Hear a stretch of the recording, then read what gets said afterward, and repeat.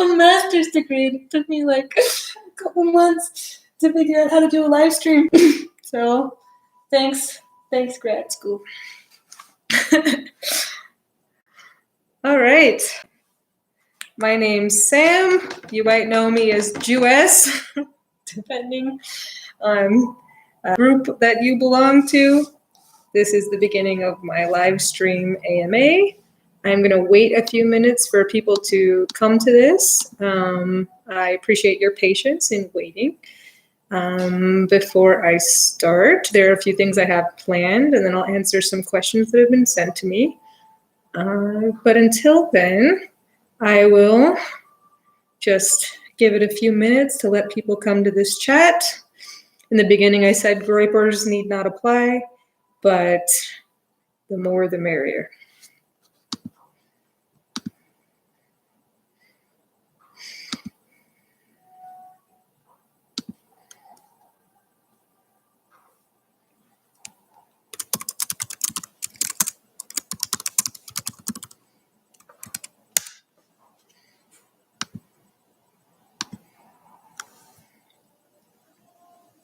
Hey girl, that is Nama Cates.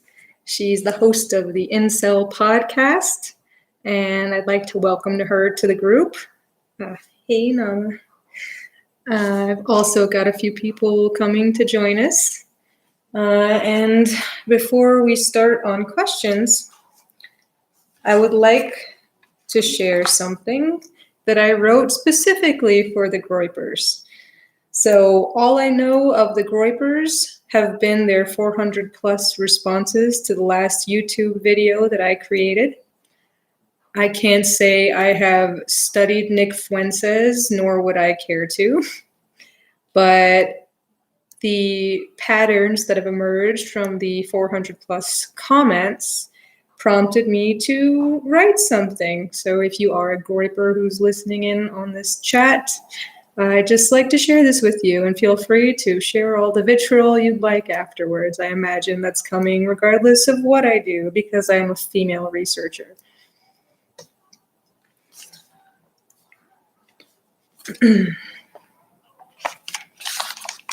All right, groypers.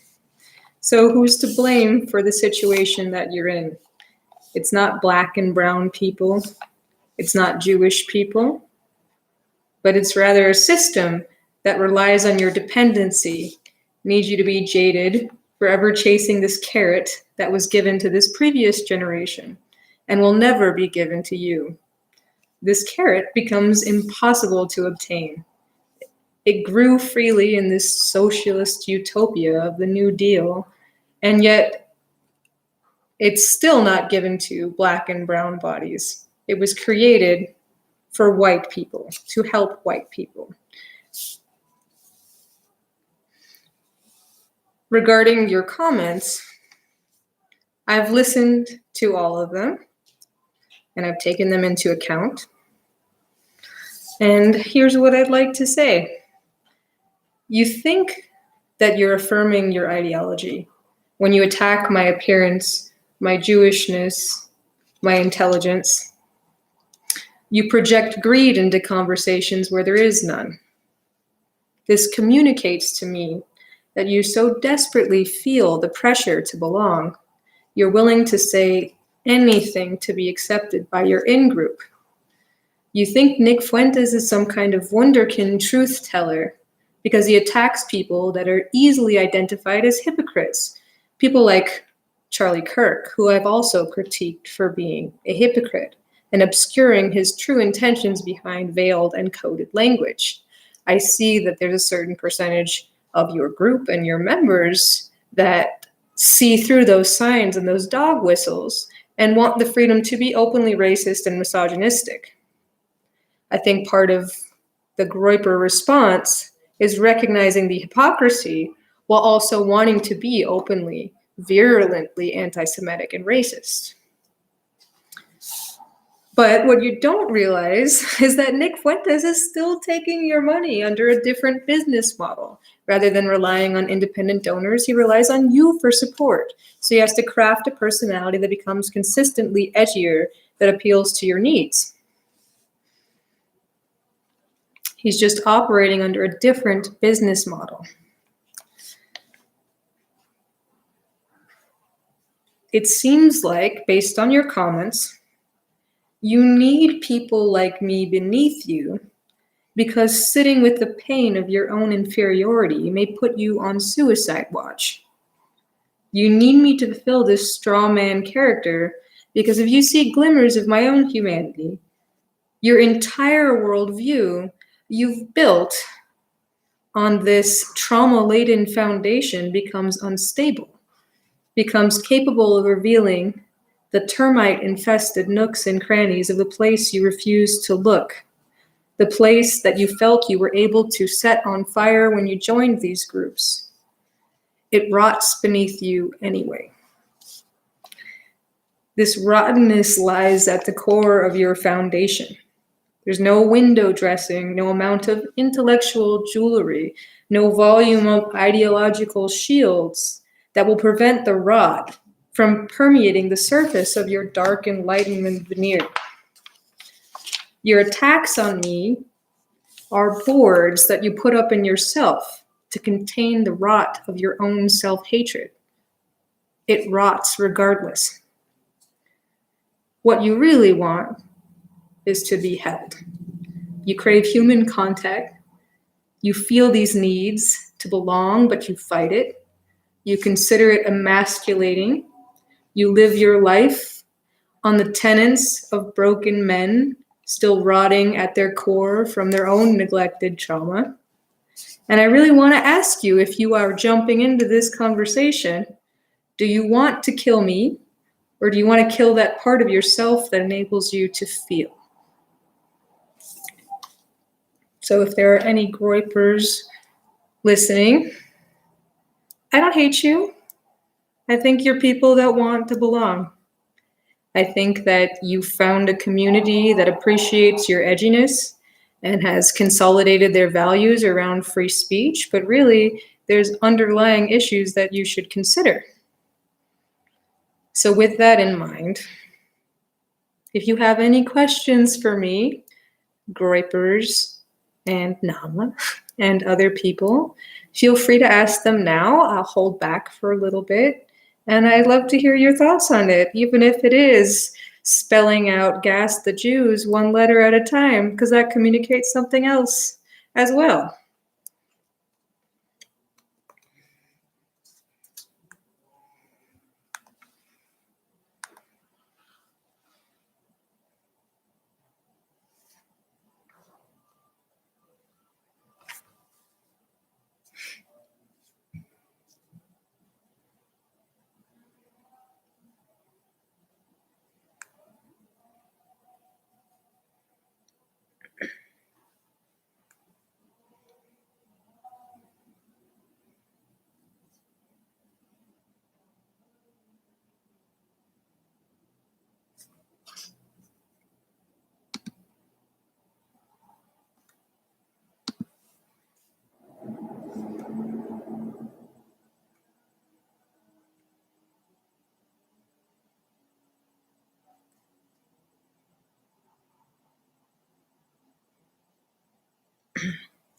While I wait, I'm going to pull up a series of questions that were asked to me that I am happy to respond to. These are questions that I responded to during a presentation at the NCA conference, and I'm happy to go with them here.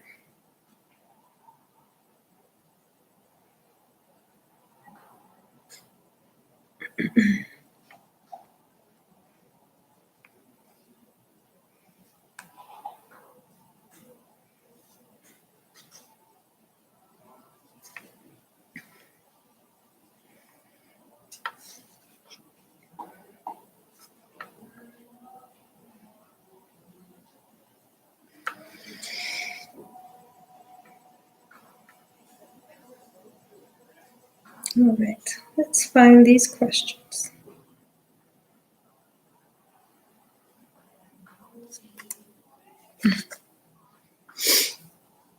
So Simon Klein, hello, thank you for joining, asks, do you have any advice for reaching out to and making yourself available to get to know and meet folks going down radicalization paths. I think the most important thing to consider is that we're very much like the people that we claim to despise. If you think about having grown up in a particular environment, going to a certain school, meeting a few different people, going into specific group chats, having your heart broken or not, having unrequited love or not.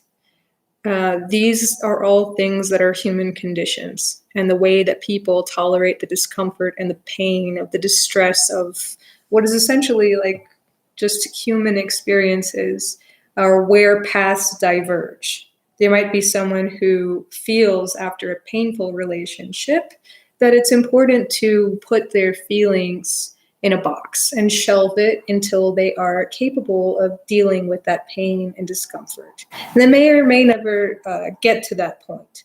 But there are some people, especially in the groups that you're considering to reach out to, who feel like rather than putting their feelings and their pain and their hurt in a box and shelving it, they want to set that box on fire.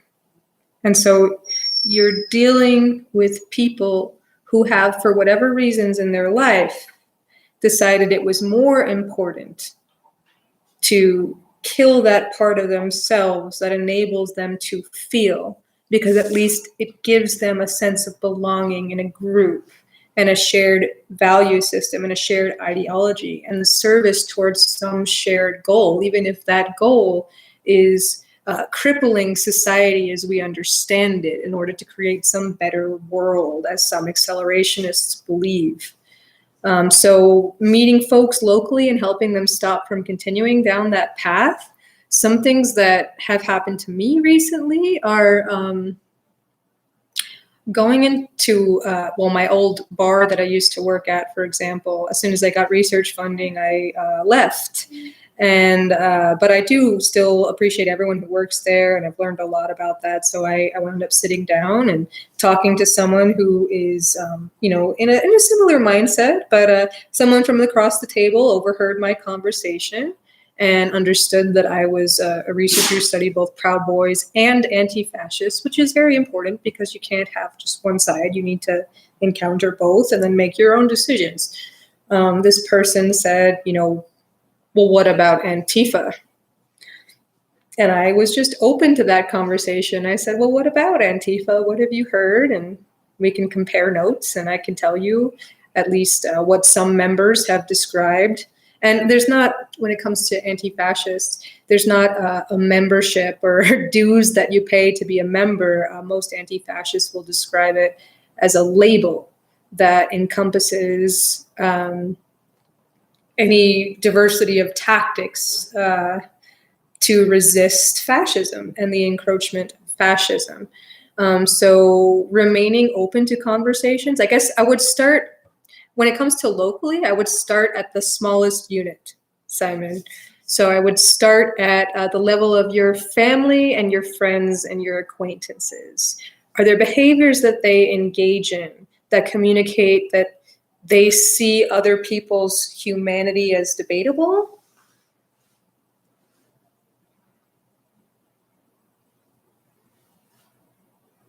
I feel like I should get the Jeopardy music when I ask this, because I know there's always a delay between asking and responses. I'm sorry, I'm super annoying today. I had to survive Black Friday to get something. I didn't have to. I chose to, but it was terrible regardless. But I would guess ask you, in the people closest to you, what are some of the things that you've noticed and what your first impulse is?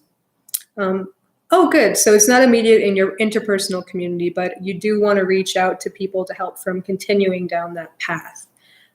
Spotting some of the signs is very hard. It's really,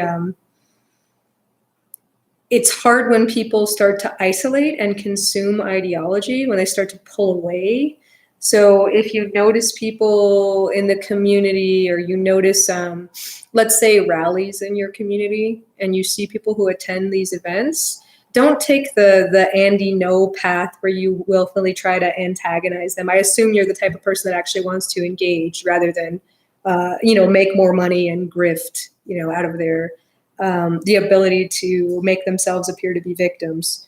But if you do want to go in your community, I would check events that are happening, rallies in your cities that are occurring, and really just meet them at a human level if you can. It depends on the groups that you want to interact with, because if you're dealing with extremist communities, there's varying degrees of extremism. So you can be extremist in the sense that you support groups like Proud Boys and Patriot Prayer, and you may or may not donate to their campaigns. You may or may not have those T-shirts. You may or may not buy the little wrist thing that talks about the New York 10. But you more or less support their beliefs at a softer level. And then some of the more heightened levels would involve violence against people that you perceive as enemies to your cause. So it really depends. I think you have to gauge your audience and who you're interacting with. If you talk to someone and you can tell that they have sufficiently dehumanized someone to the extent that violence against them becomes a legitimate political option, they may or may not be worth listening to you, and they may or may not want to cause you harm for even asking that question. And this is not a both sides thing, but this is something that has occurred on both political factions, where you can't even, I had someone in my community who reached out to an anti-fascist who was very concerned with law enforcement getting involved in their activities in order to cripple their organizations. So they were incredibly hostile. And I can't say that that level of distrust is unwarranted, but it's very hard coming in from an outsider's perspective in groups that are primed to distrust you, to be one of those curious individuals, because they've already, in being in the group, whether it's the hardline anti-fascists that feel that militarized violence is the only approach to countering violent extremism, or Proud Boys, Patriot Prayer, groypers, other people that feel that others' humanity is debatable. They've already sacrificed some of their curiosity. So thinking about, I guess I would consider thinking about how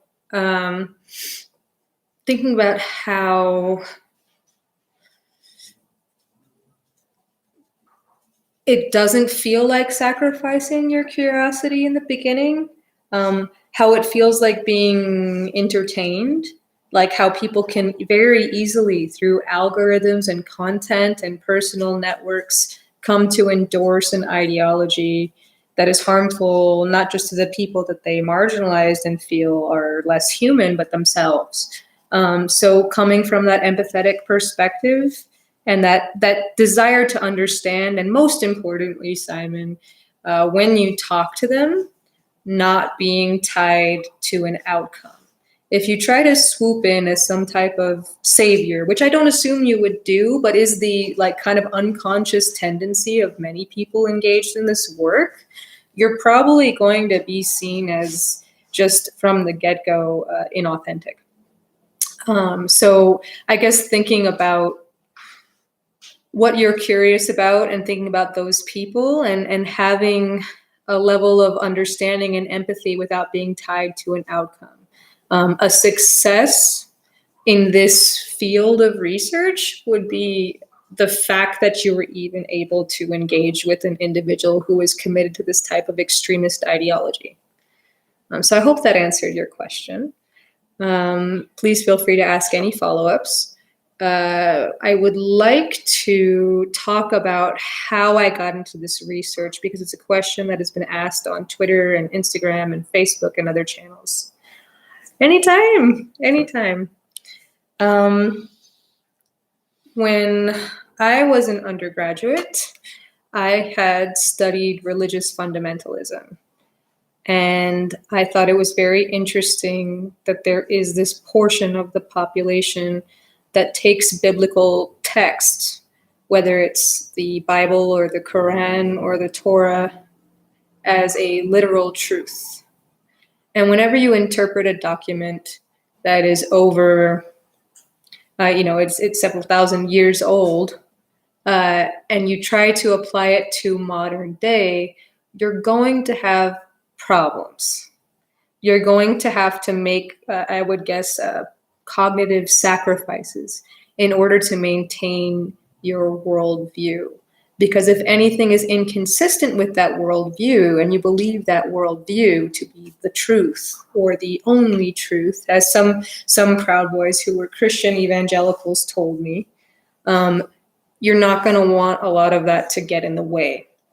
And any ability to account for nuance or complexity or any type of understanding is going to be treated not only as suspect, but perhaps an aspect of the devil.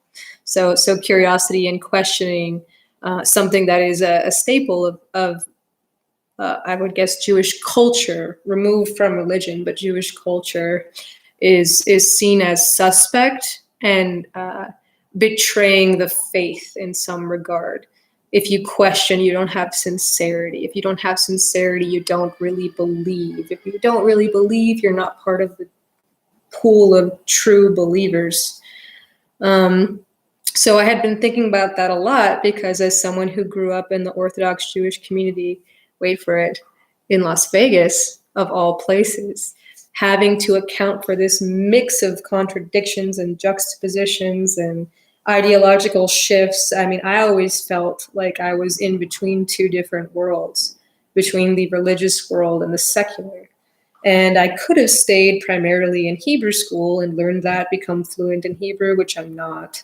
But what I chose was going to magnet schools based on math and science, and geeking out over Zahi Hawass and all the archaeology documentaries, and having that insatiable curiosity. And I think the ability to inhabit two different worlds while making sense of who you are as a person is something that a lot of people don't necessarily get to have. So my perspective is very different from most people.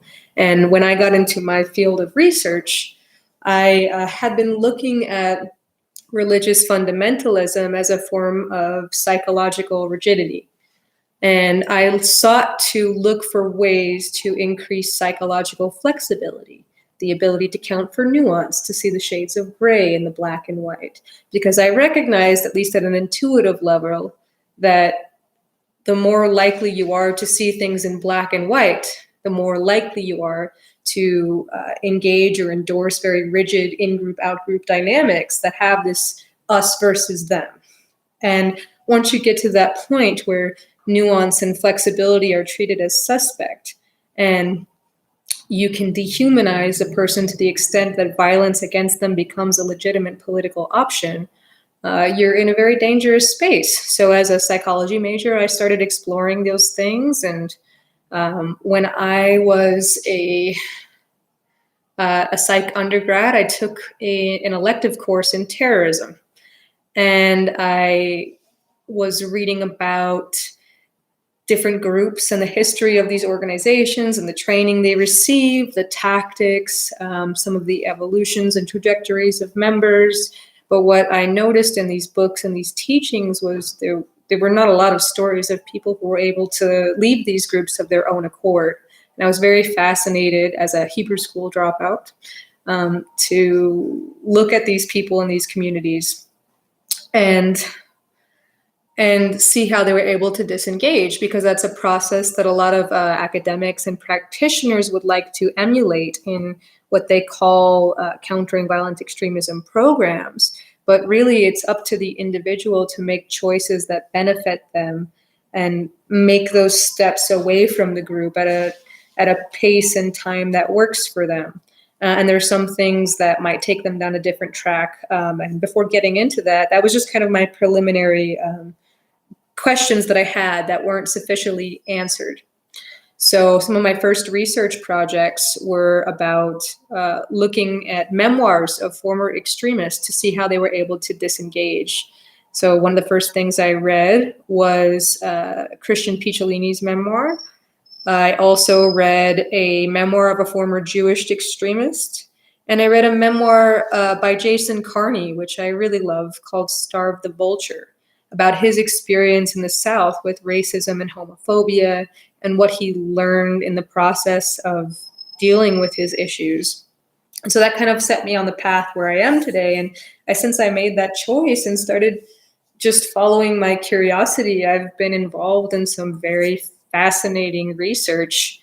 So one of the things that I did growing up was just maintain that sense of insatiable curiosity. But as an undergraduate, I had studied predominantly foreign terrorism. And it's something that I acknowledged with Gavin McInnes when he said, where's the scrutiny of Islam? And I said, wait a minute, I've scrutinized components of the Saudi Arabian Risk Reduction Initiative.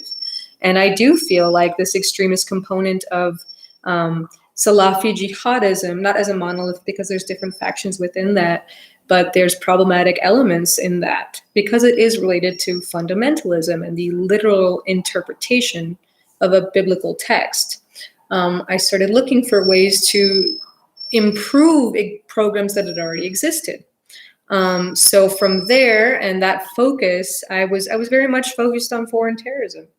But after Charlottesville, I saw one of my oh puppy. You okay? Oh, sorry. So let me just get this real fast.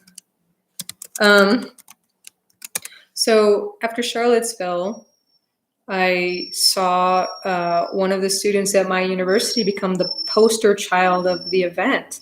And I saw my former roommate and writing consultant share things on Twitter about the racist history student that was in her class.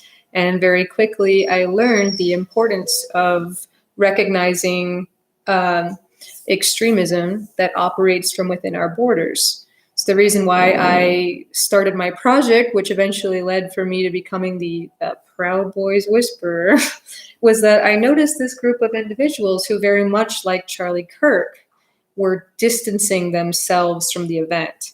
They had claimed that members were not really members, that anyone who had gone to the group as a Proud Boy was not a Proud Boy. Gavin McInnes's exact words in his article called "We're Not Alt-Right" was, if you see a Proud Boy at the alt-right, you didn't.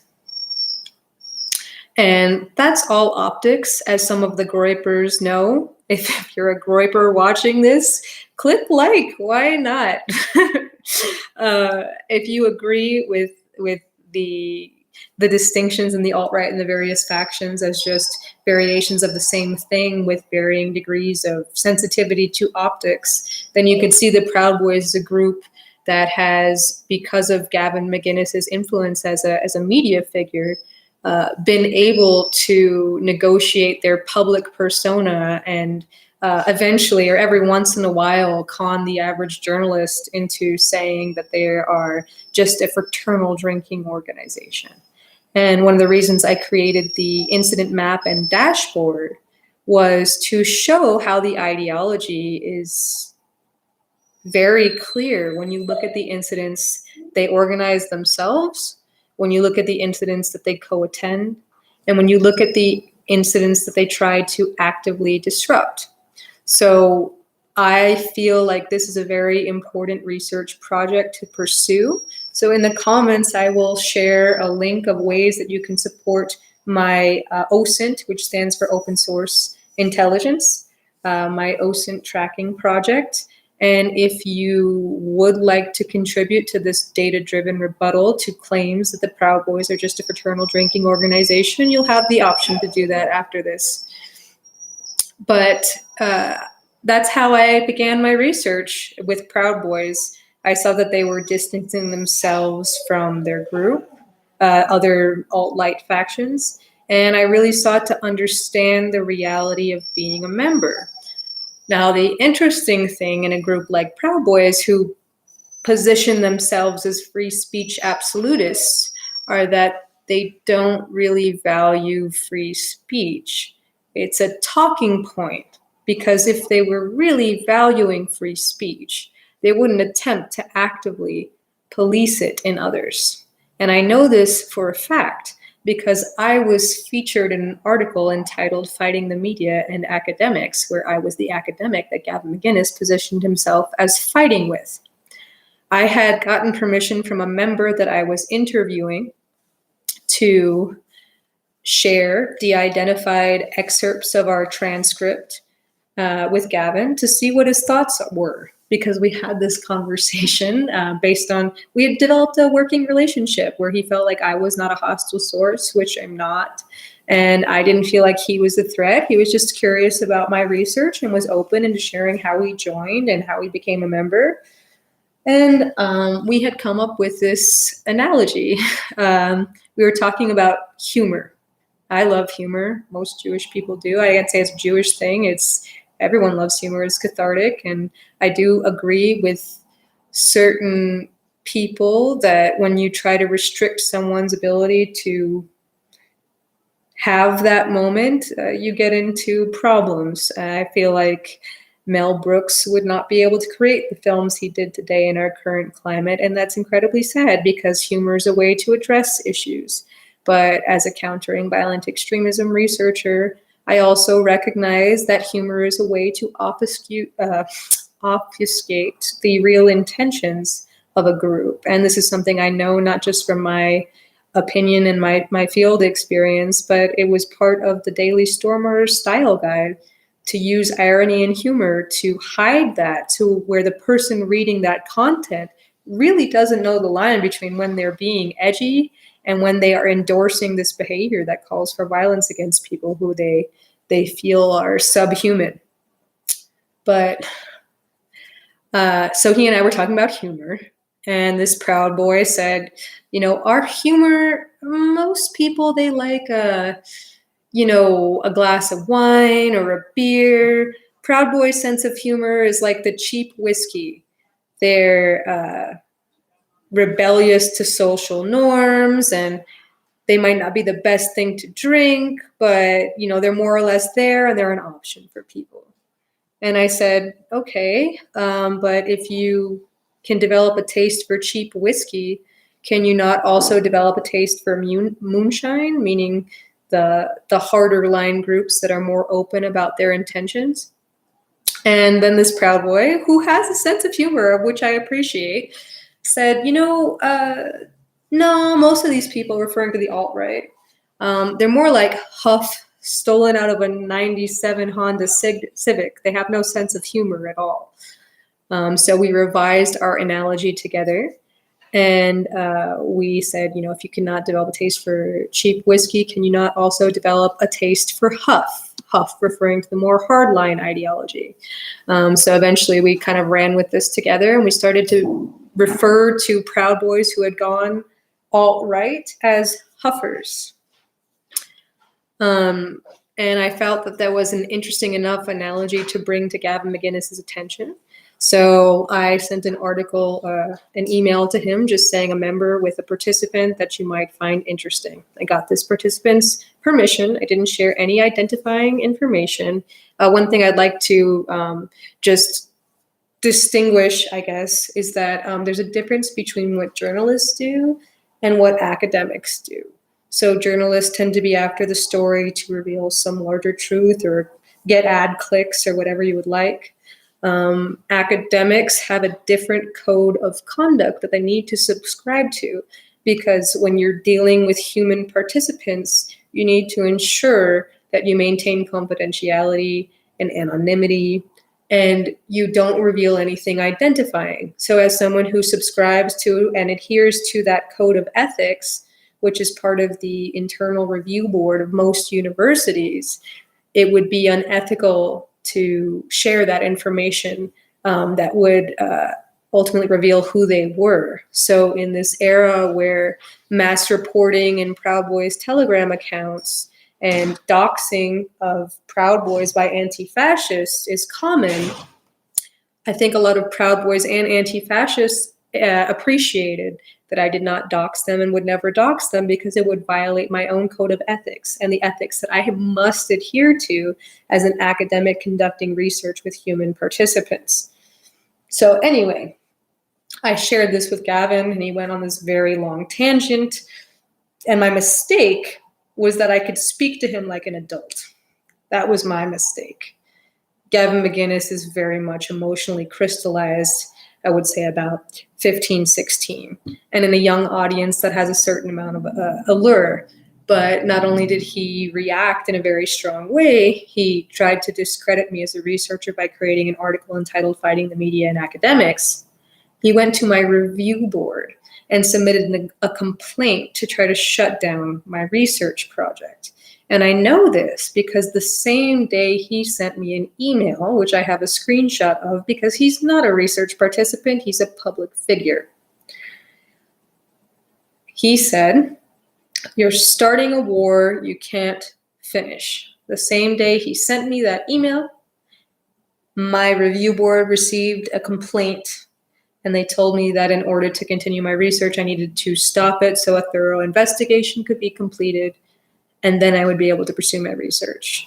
This was just a few months after Charlottesville, and my university was very uniquely tied to this incident. So they were very hesitant to do anything that would look like they were engaging with far-right individuals or anything that would make the university look bad.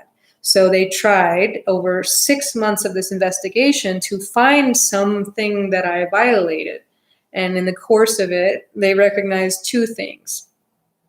One, that this happened during the Cambridge Analytica scandals, which means that I, in order to educate people, because they were basically, my reviewer was basically learning with me at this point, I needed to construct language that communicated to people the various risks of the different platforms they chose to be interviewed on. So I could guarantee their confidentiality and anonymity to the best of my ability as a researcher. But I was not in control of the event of a data breach or hacking, which would reveal information which I have no control over. So I told all the participants in future studies that in order to continue, they would need to understand the added risk of communicating via social media. And if they accepted those risks, which they accept as a function of being on those platforms to begin with, then they would be able to continue this. So informed consent is another concept to be aware of.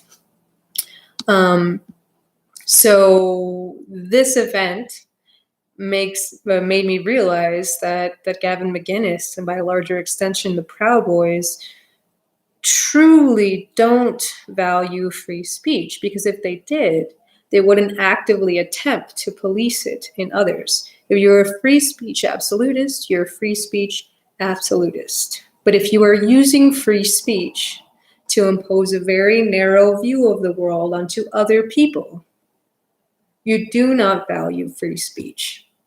And Gavin McGinnis has not reached out to me since. And I know that my research had an effect because he tried so fervently to discredit me when all I was doing was speaking with members.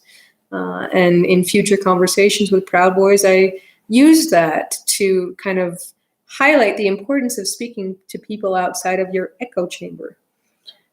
So I'll pause there for a minute.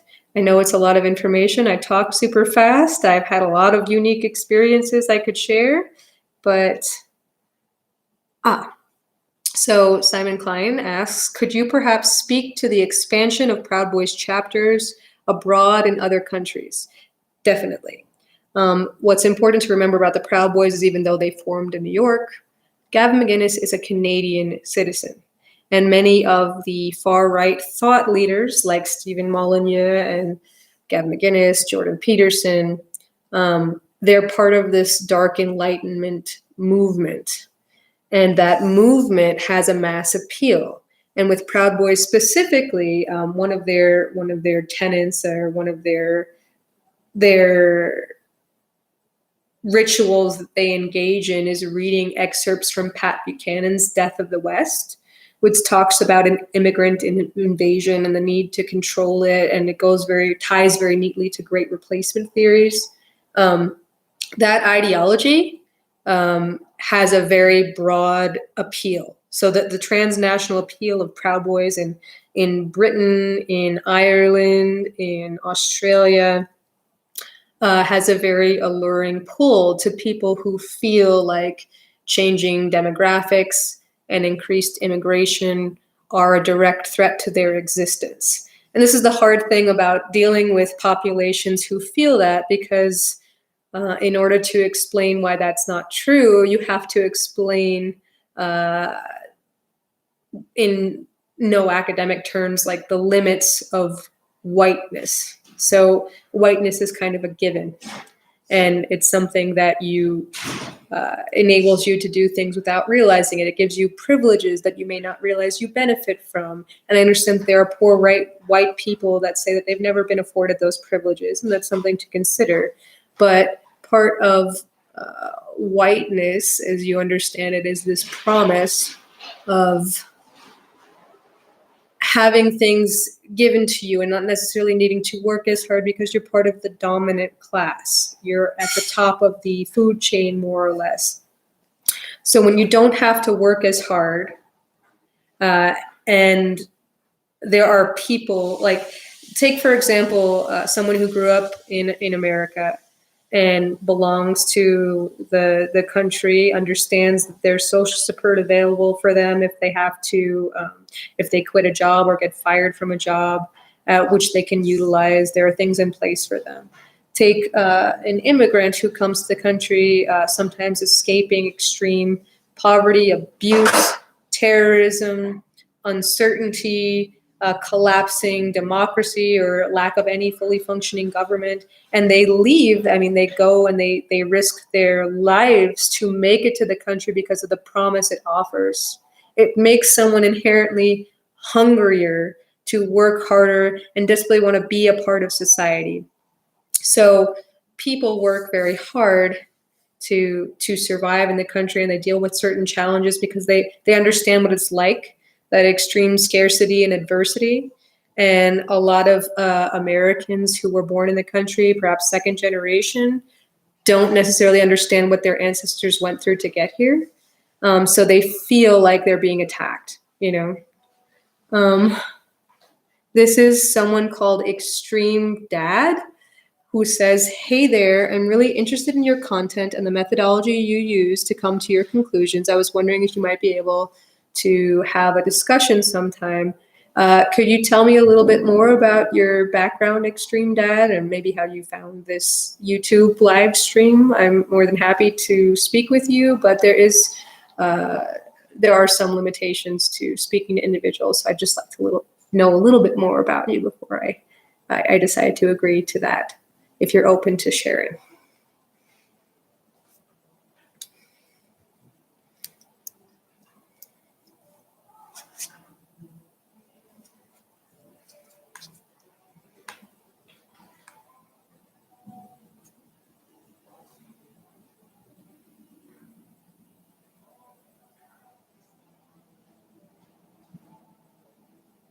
No rush. I don't have to leave for anything for the next hour or so.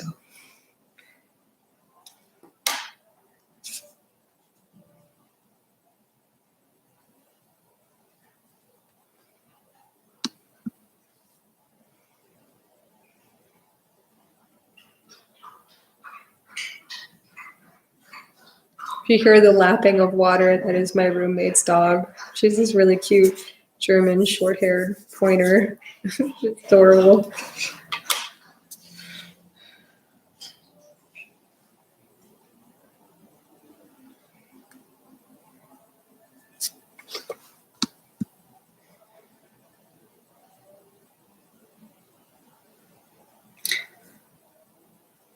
Okay, so Simon says, on the expansion of Proud Boys in other countries, could you go into more detail specifically in relation to Australia, New Zealand, and the UK? What I can give you is a brief summary to describe the allure of groups like the Proud Boys, but in order to understand those incidents and the transnational appeal, it might be more fitting to consult with the incident tracking map, which I'll leave a link to. Because that will give you the more granular analysis that you seem to be looking for. But if you think about the Proud Boys and the presence of multiracial members and other people, the West, or the idea of the West or Western civilization, is this thing that enables people to transcend, or at least feel like they're transcending their own limitations.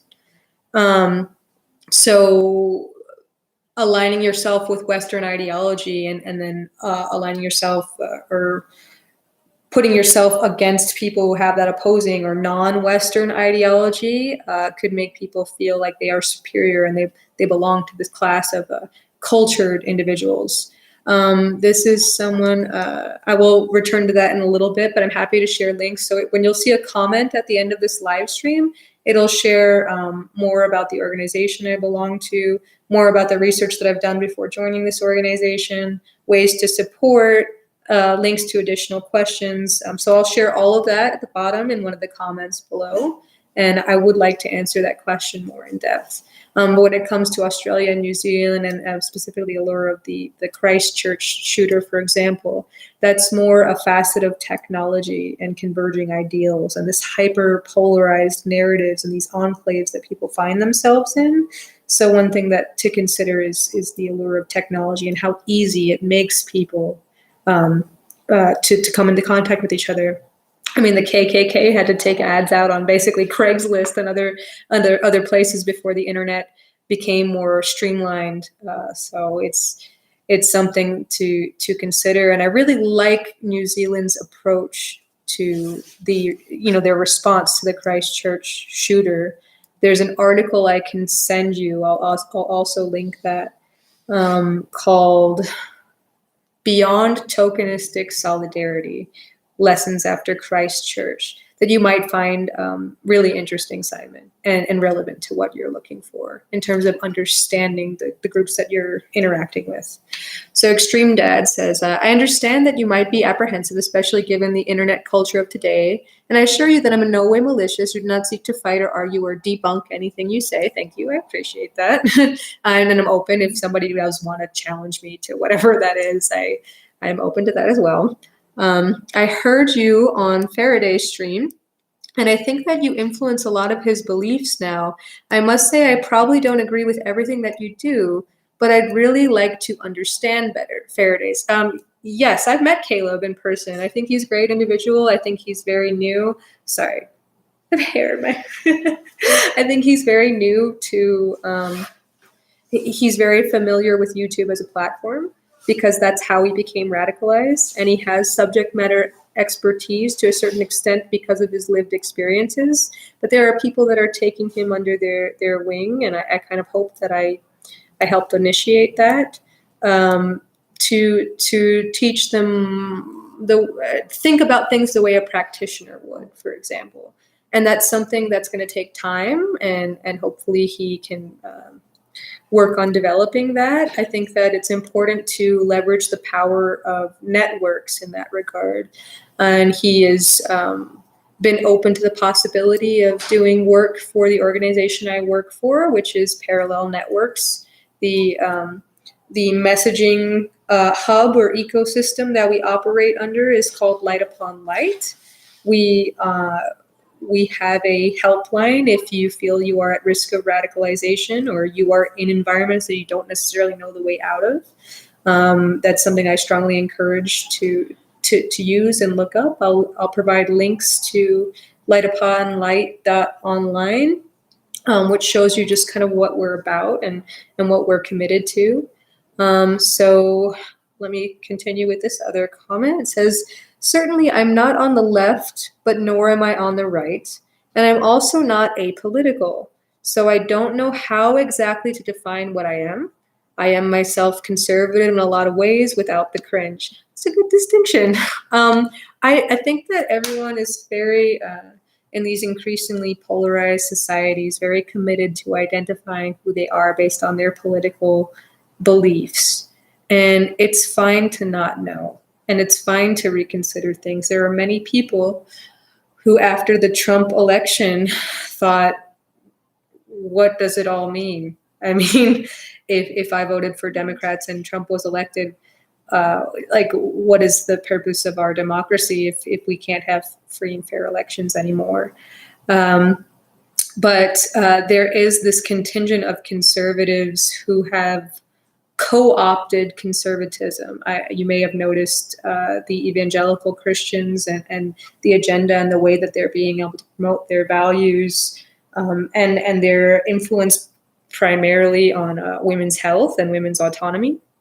So one of the first things that Trump did was, get judges who were sympathetic to those evangelical Christian beliefs, because evangelical Christians have that considerable pull.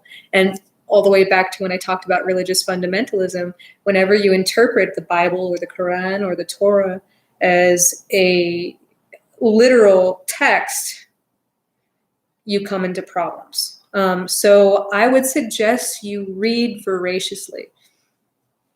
So a real question, he says, Extreme Dad, a real question that might be abrasive, but I promise I am good faith as they come. Are you open to perhaps reconsidering certain things given valid reasons? It's a difficult thing to do, I know. Definitely. The way that I came into this research and the way that I am now are almost two very different people. When you empathize with someone who is considered the other side, and you see where they're coming from and you see their grievances, definitely you should remain open to changing your views. So there are a lot of things I've changed my mind on. And for me, as someone who has interviewed both Proud Boys and anti-fascists in the same, roughly the same sample size of participants, I think that anti-fascism has a certain contingent of people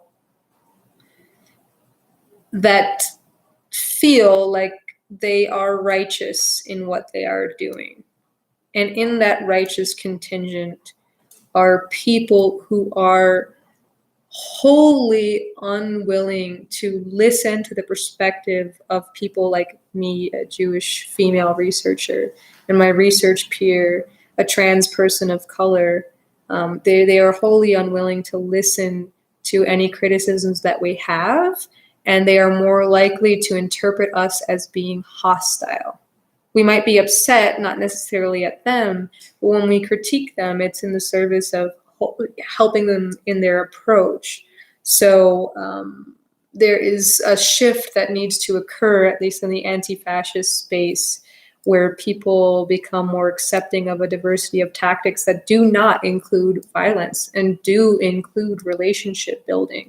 One of the biggest things that affects people is the thing that the belief that if you are engaging with the other side, you're some type of fascist sympathizer, which is, you couldn't be farther from the truth. If you're trying to understand people at a human level and meet them where they're at, you need to talk to them. You can't talk about them to other people. You need to at least have the integrity to talk to them as people and see where they're coming from.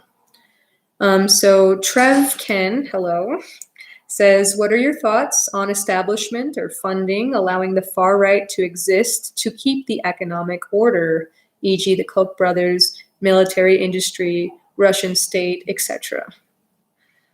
I think that going back to my original research in psychological rigidity versus psychological flexibility, having a skeptical, more of a critical thinking perspective when it comes to reading contents and narratives is going to be crucial in countering disinformation that is already being spread. When you think of the Russians and their ability to influence the 2016 campaign, think of some of the things they did. They bought Facebook ads in rubles and injected those ads into closed Facebook groups, and people who had personally or openly identified as supporters of Blue Lives Matter, of police, and other things. So understanding that part of the population, they fed narratives that Black Lives Matter were a terrorist organization and that Blue lives didn't matter, or that people who were pushing for progressive values did not respect law enforcement. And those narratives are what shaped perception and probably what shaped many people to vote for Trump. When it comes to the Koch brothers, it's important to think about the enormous amount of power that's wielded in people and how they often get intermediaries to share narratives. Or I don't know if you've heard the term astroturfing. So, there's grassroots campaigns that stem from, people collectively agreeing on their shared values and acting upon them. And then there's astroturfing, which is the appearance of that, which is secretly funded by Koch brothers and other people. And I know that in the groypers, people like Charlie Kirk, for example, they despise him because they see that he's phony and hypocritical. And Nick Fuentes, for producing videos in his mother's basement, is somehow more authentic, though not any better of a human being, which is important because he's still taking their money. So establishment funding that allows the far right to exist, I would think about what keeps people in power. And if people are fighting each other and they see them as less human and they see them as the root cause of their suffering, rather than the people at the top who are creating the narratives to sow discord, it's going to keep everyone disempowered. And it's going to keep everyone more prone to fighting their neighbor than fighting the system that keeps them oppressed. So he says, feel free to answer other questions and whatnot. I will watch and listen for a bit. Thank you very much. And if you consider this helpful, or you would like to support my research, I will share, I'll share options for you. Extreme Dad says, I'm just interested in getting to know the motivations of people, especially those I don't agree with. I have a master's degree from a good school, so if that helps my credibility, at least I have that. It's less about credibility and more your ability to actively listen to people. I know there's a distinction that was made in my first writing center consultation trainings about do you listen to people or do you wait to speak? And if you find yourself prone to waiting to speak, what are things that you can do to listen to the other side long enough to encounter their perspective? So active listening skills, I think, and being curious and being open can do that. Oh, good. Yeah, it's not the fanciest schools. I mean, think of Trump, for example. He went to the Wharton School of Business and managed to come out speaking like he had the level of a third grade education, which inadvertently helped because speaking at that level is something that the majority of the American public is responsive to. But like I was saying, yeah, I hate it when people just wait for their chance to respond to.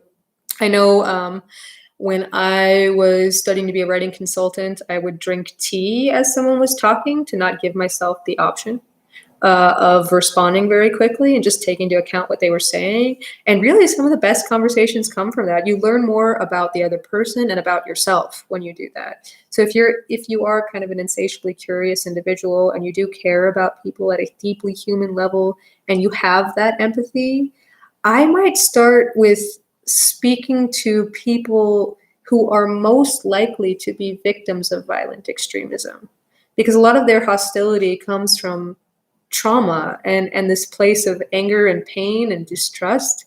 And if you can talk to that side and deal with that, then you might be able to understand the other side more, better. So I also find that it's important to listen not just to what people say, that is important, but so too are the things that they're not saying. Oh, and I forgot, Trev Ken says jingoism. Yeah, an aggressive form of patriotism.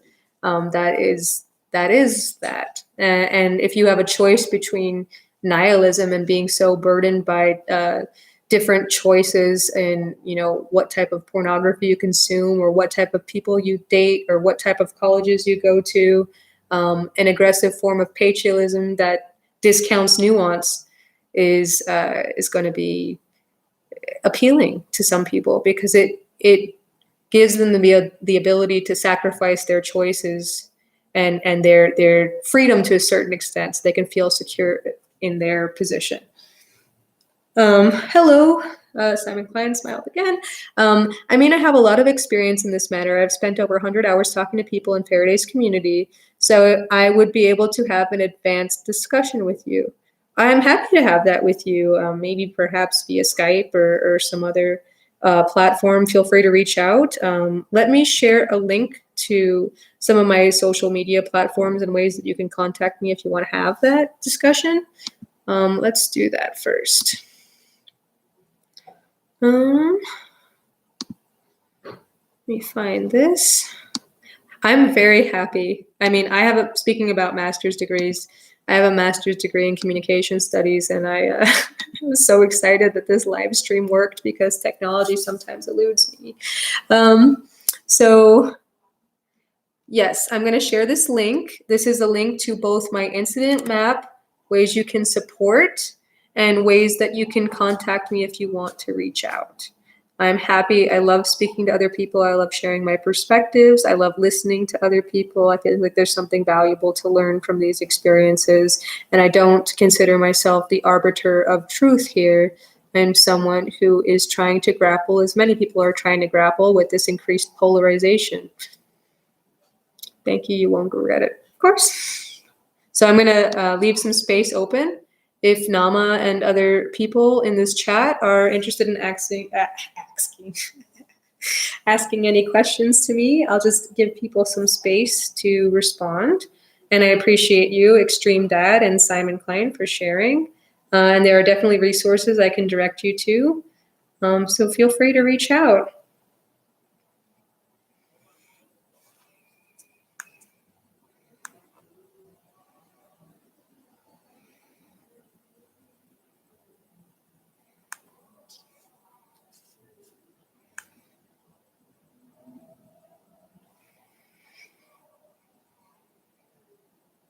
It looks like there are 6 people in the conversation. One of my friends from my university reached out to me. He's in another country right now, but I'm very happy that we still maintain our relationship. He's funny. He's funny. So Trev Ken says, I just find it weird that in the UK, fascists claim to be not anti-Semitic, to blame Corbyn, as yet in America, they mostly are, which helps opponents of Bernie. So one thing to understand about crypto-fascism is how it gives far-right people a strategic advantage. Crypto meaning hidden, fascism, obviously. I have a whole manuscript in progress that I'm happy to share when it's published officially. I just went through the major round of revisions to resubmit it, and I'm very happy to share, because I'll go into fascism, crypto-fascism, alt-right, alt-light, and then get into some of my other theories in approaching this group.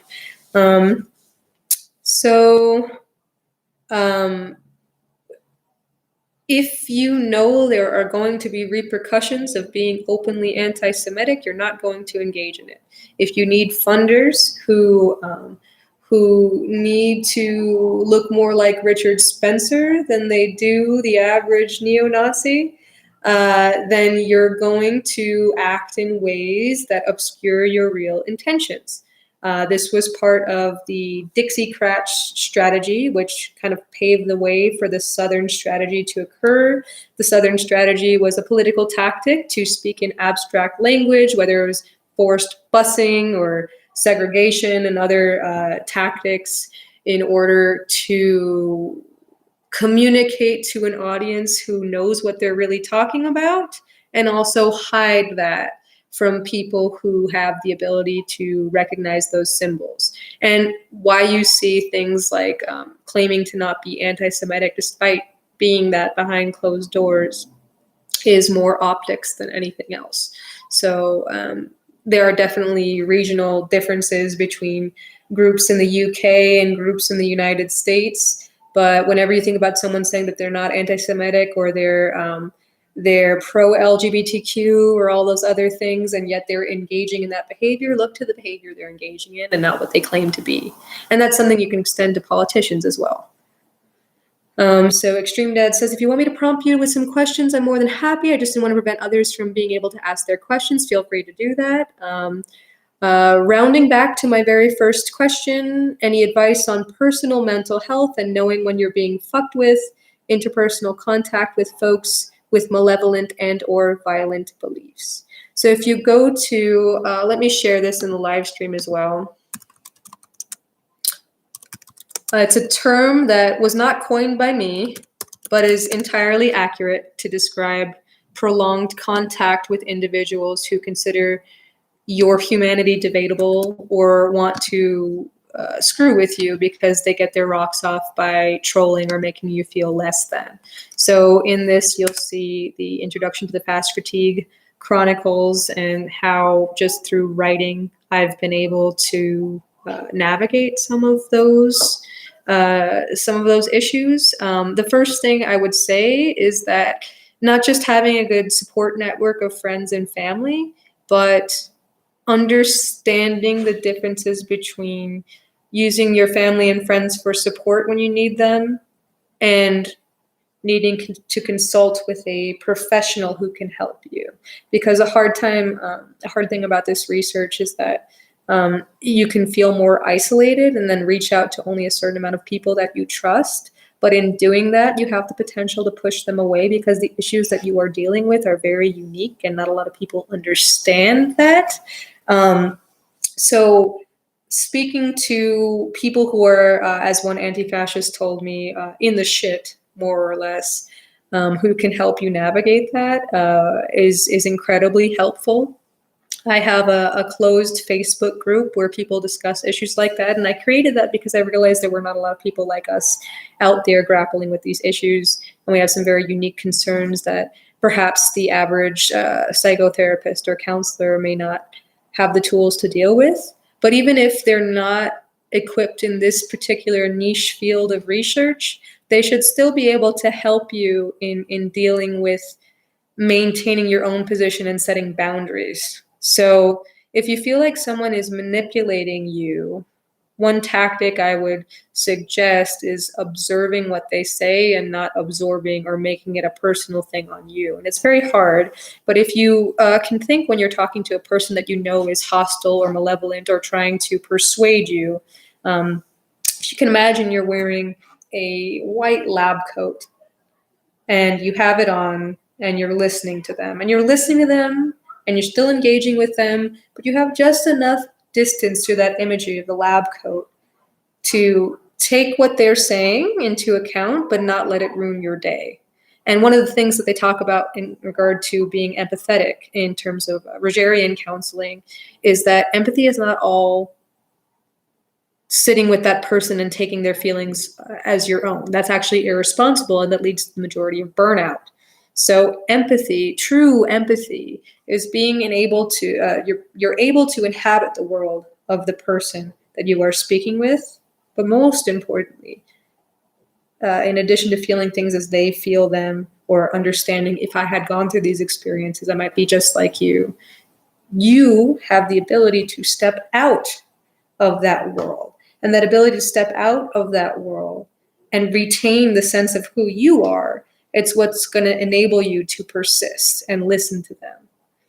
So I have many suggestions, but that would be the first thing, recognizing boundaries and not violating them on your own, right? So a lot of people think that you need to be superhuman in your level of empathy, and whenever someone's available or needs to talk to you, you must indulge with them. Or if they only see that you care about them, then they'll turn around. Part of taking care of yourself is recognizing when you are not emotionally available to deal with someone who is coming to problems like some of these people have. And then knowing when you can refer people out to programs. And this is where I think my organization, Light Upon Light, can come in. Because some of these problems are not scalable. If you have a certain amount of influence, as certain podcasters have, and people send you 20, 30, 40 emails saying, I have someone in the community, they're doing this, I don't know how to help, or please reach out, I want to leave, but I don't know how. Someone whose expertise is in podcasting or that platform may not be as equipped to deal with these very human, deeply troubling concerns. So part of why Light Upon Light exists is to provide an off-ramp for people. So they do understand there is a community of people, practitioners, scholars, activists, former extremists, victims of violent extremism, who are there to listen to them, provide different perspectives, and hopefully help them feel a sense of belonging that doesn't come from sacrificing their ability to feel or seeing other people as less human. Reminds me of hospitality. For the win all day. I love your pushback in some of the recent videos. So I do appreciate providing that additional context and engaging with people, because I don't always have the bandwidth to do that. So I appreciate you taking that upon yourself to do that. He says fascists are very rarely honest about anything. And that's true. And they're conflicted. And it's a very warped mindset. When you say reminds me of hospitality, what do you mean by that?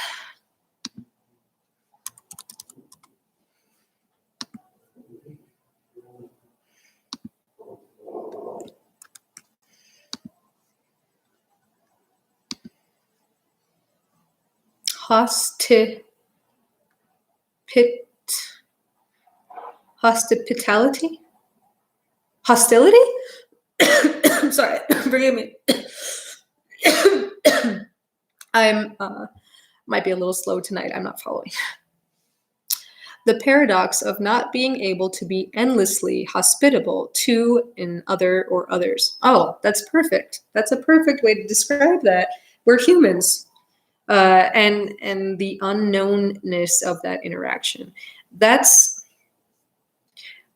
free, and that's also dangerous because there's so many variables, and you have to trust in yourself as a person that you are strong enough to resist attempts to manipulate, intimidate, threaten you, make you feel terrible about yourself. But one thing to understand when you're engaging with individuals is that, like this, who are endorsing violent extremism, is that nobody joins an extremist organization because things in their life are going well. Nobody thinks, well, like, I've got the degree, I've got the job, I've got the wife, I've got the kids, I've got the dog, I've got the cars. Why not check this out?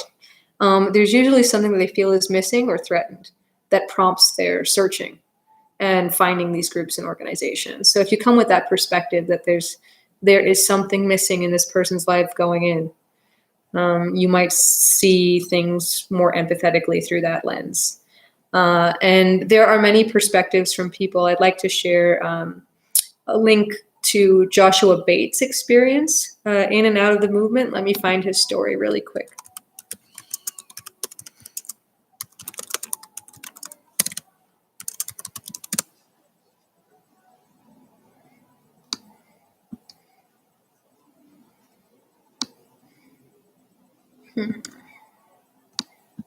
So I'm going to share the main website link with different stories and perspectives.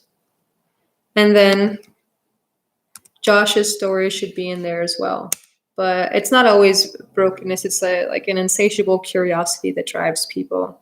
And if you're an insatiably curious individual, you can at least relate to that. And rather than think of people as mindless automatons consuming content and getting brainwashed into these organizations, it's important to see that this is a conscious choice that people are making because it appeals to something in them. It gives them something they don't have outside of these movements. So one of the reasons I signed up with Light Upon Light is because we recognize that the need to belong, the need to feel a part of something, the need to indulge your curiosity. These are all human needs. It's not designed to Democrat, conservative, Proud Boy, anti-fascist. But because there are so many hyper-polarizing narratives, people make choices that inadvertently harm them. So a lot of my work is listening to people, seeing where they're coming from. When people are ready to leave, there are people that contact me when they say, I have this Proud Boy who's just left the movement. I'd like him to speak with you, or he would like to speak with you. Because people recognize that I'm not out to say, okay, now here's your black face mask, and here's your sign, and here's your a guideline on how to dox people. Like, it doesn't, leaving violent extremism doesn't mean becoming an anti-fascist or a far leftist. It means the ability to account for nuance and refuse to negate the humanity of other people. That's essentially the gist of that. You can be ideologically radical. You can be that racist uncle at Thanksgiving that nobody necessarily wants to tolerate and not be necessarily considered an extremist. But the thing that I'm most concerned with is preventing violent extremism, preventing harm to people who have nothing to do with their problems. So that's a lot of my work and my research. And I would love to just make a very quick announcement with the support from my patrons. I have been able to purchase a website, tinker with that website, recognize there was a better platform, purchase a different website domain, speak with coders and other people to make my incident map more reliable, strong, to be more responsive to incidents as they occur. And one of the biggest things that people may not know about is that I have a dashboard that is not yet published that I've been working on since the end of 2018, since the New York 10 incident. And in that dashboard is more complex data and data visualizations that further drive the ideology home. This is something I've been working on with the support of my patrons who have been very generous. I earn about $200 a month to set aside time to pursue those interests. And I would love to be able in the future to devote enough time that's equivalent to a part-time job doing this work. So in my Patreon account, you'll see what $800 a month will enable me to do. My goal before the end of 2019 is to make my incident dashboard public and available to anyone who would like to research this. It's going to involve some troubleshooting, working with coders, hiring people to do work, and that all takes money and time, unfortunately. So if you would like to consider becoming a patron, I will leave this link below. And I basically lay out what your support would enable me to pursue. I am definitely not in this line of research for money, but unfortunately, in the absence of government funding and other programs, there is a certain amount of funding that is necessary to continue. So nobody that I work with does this for money, but we do need your support to continue. And if any of this information has helped you and you would like to support this research or gain more insight into this field, into these groups, into ways to combat violent extremism in your area, please feel free to reach out to me. One other way to reach out is via email. My email that I've created specifically for this research is samantha@proudboyswhisperer.com. Feel free to ask any questions you have. Many people have reached out to me. I may not always respond immediately, but I will get through to you. Oh, thank you, Extreme Dad. So one way to make a small one-time donation is through PayPal. If that's something that you would like to do, I will share that link here, and I appreciate that. Here is that link. And feel free. I know that like I've been in grad school and there are so many people that I want to support, and I have not been in a financial position to do that with. So if you are listening to this channel and you cannot contribute, I totally understand. And I want you to feel like if you are listening, your supporting has nothing to do with like the benefits that you would get from just listening to me or reading my content. I do ideally hope that through these live streams, which I hope to have more regularly, that you will get something out of this no matter where you are. One thing, at least for the people who are listening right now, I do have a closed Facebook group that I would like to open up to patrons who support my work and have supported my work. So I will create a post in Patreon about how you can reach out to me on Facebook and how you can be added to that Facebook group, which is a network of people who are interested through various different disciplines in combating violent extremism. I think that it's a very good group where we get to experiment and share things and share content and have these discussions. It's not all Democrats, it's not all liberals, it's not all anti-fascists. There are conservatives in the mix, there are libertarians in the mix, there's political economists, there's academics, there's researchers. So it's a very diverse group. So if you're looking to escape the echo chamber, that's definitely something I would recommend. I would just have to ask you a few questions just to see where you're at. Oh, thank you. So Extreme Dad says, sure, it's a rare thing to find someone with a level head, at least on this platform, on this subject. Definitely, because the way the platform is designed is that the most extreme content gets the most views, and YouTube relies on this attentional economy. So even looking up videos of hiking, for example, will eventually, through the algorithm, lead you to the most extreme content possible, because our attention spans get shorter and the most extreme content gets pushed to the front. So people frame things in the way of like, what they don't want you to know. I would really ideally like people to be curious and be informed, and then after this go and read an academic article and become more informed. I have nothing to hide from people. The only thing that I don't disclose are the identities of the participants that I've interviewed, just because of my own code of ethics and the ethics of the review boards that I operate under, and also just a concern that if any information is exposed about these individuals, that could put them in harm. And I mean that for both Proud Boys and anti-fascists. So yeah, I mean, I guess you could say sometimes I'm a bit of a pill. I'd much rather people listen and get them thinking, and then have them go search for things on their own for their own enrichment, rather than appeal to the shock value of people. So yeah, I mean, I probably won't create content that, you know, that goes to the top of the charts, but that's never been my goal. And I appreciate that you appreciate that.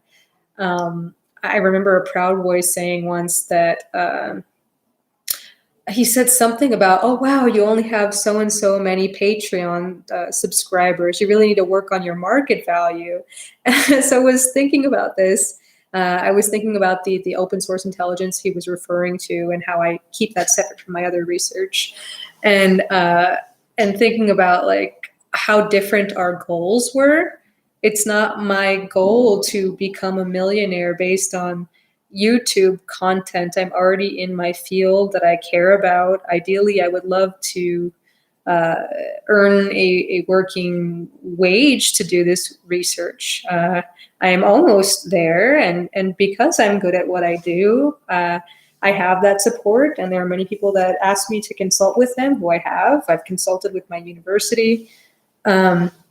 But I'm very much doing what I need to be doing, and money, while necessary for survival, is not my ultimate goal with this research. So money, as I see it, just enables me to continue the work and not have to deal with the added stress of worrying about when my next paycheck is coming in, or when I'm going to get support from people. Trev Clen, Trev Ken says, I only have one Patreon subscriber, but I don't do it for the money either. I do economics that I think other people should know. Would you mind sharing your Patreon link here? I'd love to check out what you're about. And if you're interested in joining the closed group I have on Facebook, I'd love to invite you in. One of my friends, who also happens to be one of my first coders on this project, is a political economist and thinks about political economic theory, has given me a crash course in those things. So I find that stuff fascinating because that's not my background. And I'd love to learn more and hopefully support your work when my financial situation improves a little bit. So yeah, share that. I will definitely check you out. And if anyone here listening has something that they would like to share or promote, I would like to see this as a space where you can do that. So if there's something that you're passionate about or you want people to be more informed about, feel free to share that link here. Ideally, we're all here to support each other, right? So anything that you feel is valid and important to focus on, feel free to share that. And I'll just give a little bit more space before I end this for the night. I appreciate everyone who's joined this live stream.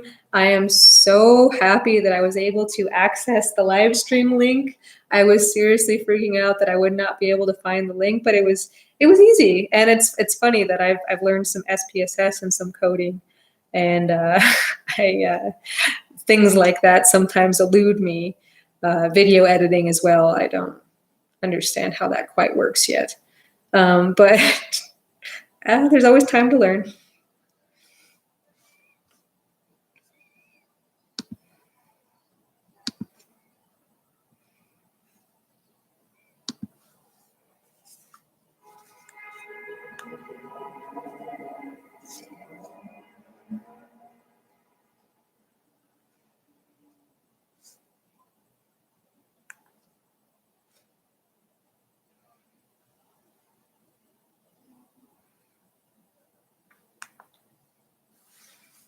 Okay. So if there is anything that you would like me to cover, feel free to ask these questions here. You can also ask them on the Patreon account in the link that I shared. You can also ask them in Twitter direct messages. And if you prefer email, you can also share them there.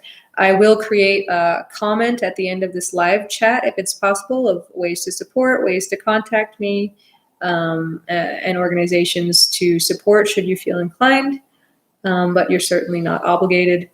And I would just like to thank you all for joining. This is my very first YouTube live stream AMA, and I took a leap of faith and assumed that there were people interested in this field. So if you know people, I know some people were in Caleb's Discord server. I talked about the importance of self-care, and that's a video, a chat that I had with him that I think he should be releasing soon.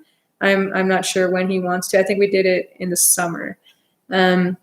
So if you know anyone who is a helper or is interested in that and wants to learn skills based on the field experience I've gained and reach out to other people, feel free to share my website or share the Twitter handle and put them in touch with me. I'd love to talk with them, and I've really appreciated talking with you all. And on that note, I hope you all have a wonderful Friday evening. And I thank you for participating in this. And stay curious, stay empathetic, and most importantly, take care of yourself in this work, because no one's going to do it for you. Take care.